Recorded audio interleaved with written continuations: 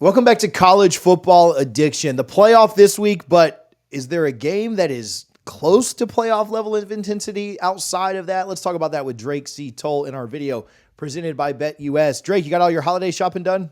Absolutely not. Not even close, TJ. Well, one thing that I want to talk to you today about is not holiday shopping. It is the matchup, the Big 12 matchup. Yep. It's really a Pac-12 Big 12 matchup because we're cheating here today. BYU, Colorado in the bowl season, something that we thought we were going to get in the conference championship game. Make your debate. Is this the best bowl game outside of the playoff? Yeah, no doubt. I think if you look at two teams that want to compete in their bowl game, it's BYU and Colorado in the Alamo Bowl. And you could argue that there are other matchups in the country that feature two larger brands, maybe. But as for this season, each of these squads made waves nationally. Colorado having the Heisman Trophy winner on its roster, BYU having a magical 10-2 run, and we thought we would get BYU Colorado in the Big 12 championship. Instead, we're seeing this in the Alamo Bowl, and at least we get it. And at least to this point, we have two teams that are at full strength. BYU lost a couple of guys in the transfer portal who have contributed this year. The same for Colorado, but by and large, you have not heard of opt-outs for these two schools. And as long as Shedeur Sanders and Travis Hunter still plan on playing, and Deion Sanders is the coach for Colorado and the Buffs, as I do believe he will be long-term, or at least for the next few years, this has become the biggest bowl game outside of the college football playoff because you have two teams at mostly full strength, two coaches who want to win their bowl game, and two cultures that are still building,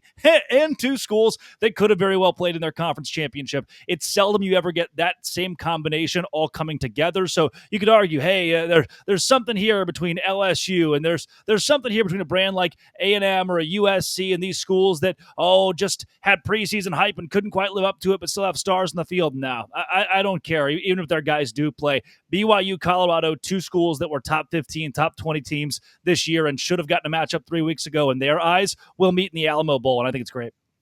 I do want to ask you in a moment about another Big 12 team playing Miami, who also seems to have not a lot of opt-outs, see if I can say the words correctly.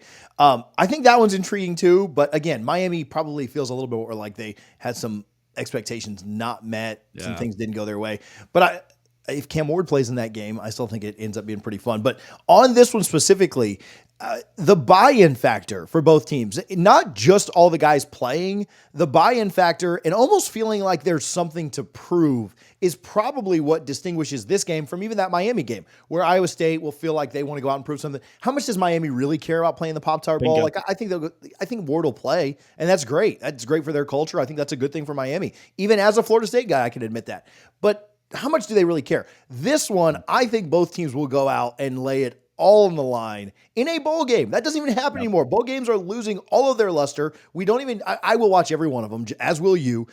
People don't even care about bowl games anymore. This one, to steal from the SEC, feels like it just means more.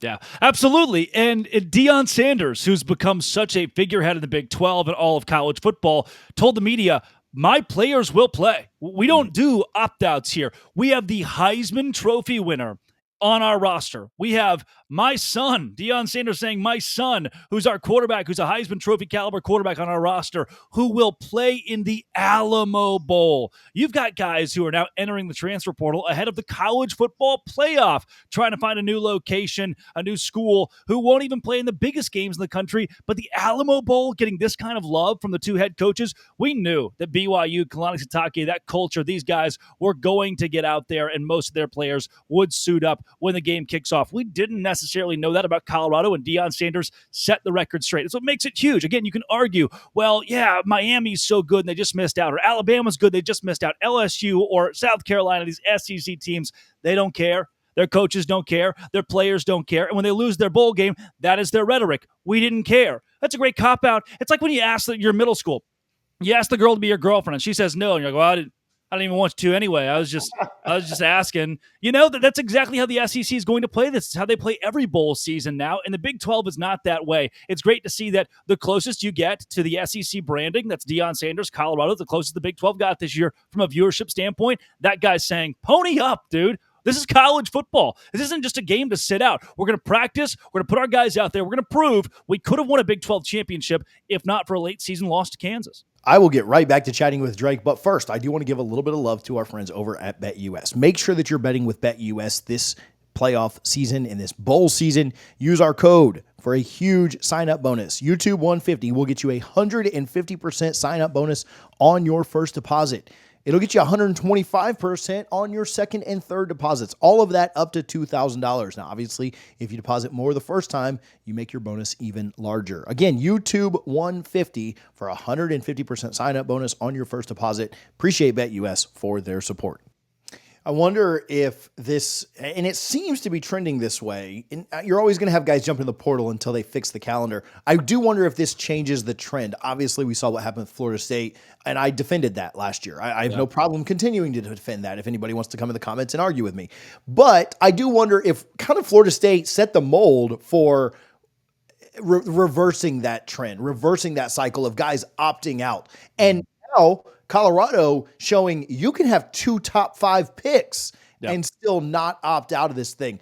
Talk to me about the matchup, though. Colorado seemed to be trending one way. I know the late season loss to Kansas or something. BYU trending the other way late in the year. How do you like the time off and the matchup? We're 12 days out, right? We've got some time, and we'll talk about this more in depth next week, I'm sure. But thoughts on this matchup from an early look? Yeah, BYU finally picked it up in that second half against Arizona State, who was a juggernaut down the stretch. And for Colorado, again, that Kansas loss is the only thing that buries them from going to a Big 12 championship and possibly the college football playoff. If you ask collegefootballinsiders.com, the analytics, Colorado should lose this game 27-26.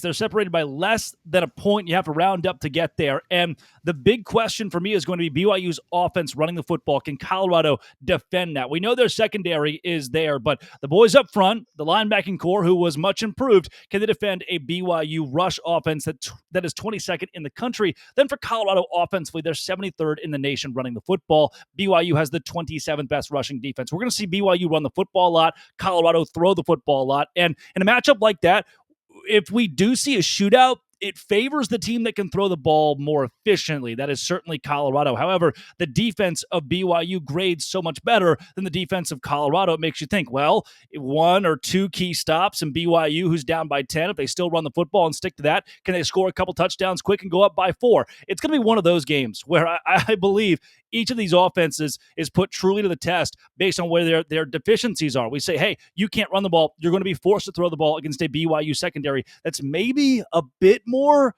maybe you can get a bit more leeway there. So then, TJ, when each team is trying to play toward its strengths because they know their weaknesses will certainly be put down massively, I'm going to go with I don't know.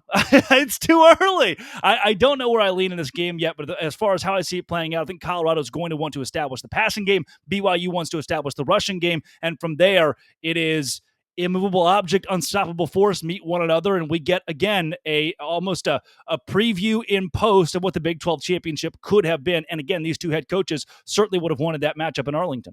Drake, we talked about the big picture side of this earlier, but how this will be the best ratings the Alamo Bowl has ever had, and maybe a bold prediction.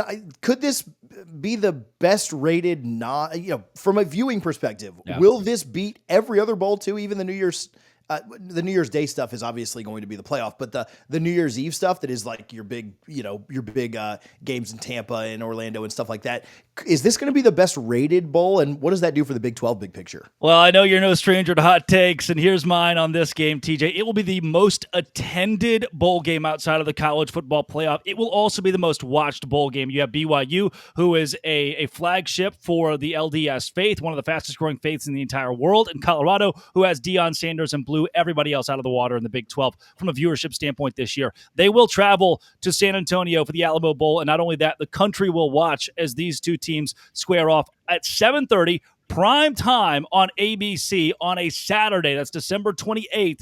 These two schools will go toe-to-toe in the most anticipated bowl game outside of the college football playoff, proving it doesn't need to be the SEC. It doesn't need to be the Big Ten. It doesn't need to be these teams that have 3 losses, 2 losses, got left out, feel like they were given the shaft by the college football playoff committee. Their fan base, their coaches, their players going to show you they're willing to give up. The Big 12's not like that. We play football here. BYU and Colorado will square off in the biggest bowl game outside the college football playoff, and one that might outpace certain college football playoff matchups.